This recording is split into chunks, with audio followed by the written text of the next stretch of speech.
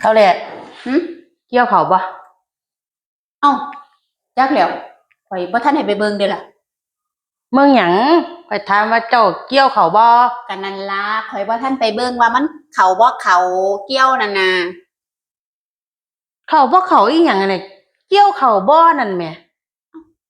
แต่ว่าบ่รู้เรื่องติว่าข่อยบ่ทันได้ไปเบิ่งเจ้านั่นล่ะเกี่ยวเขาบ่เจ้าเว้ารู้เรื่องบ่ ผู้เลี้ยงอีหยังข่อยมาถามเจ้าเกี่ยวเขาบ่ก็ข่อยบ่ทันได้ไปเบิ่งมันอยู่ในครัวน่ะข่อยบ่ทันไปเบิ่งว่ามันเข้าคือบ่เข้าอีหยังอยู่ในครัว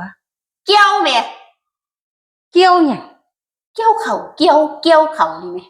เขาจะถามข่อยว่าเกี่ยวเข้าบ่ข่อยก็บอกเจ้าว่าข่อยบ่ทันไปเบิ่งบอกเอ้ย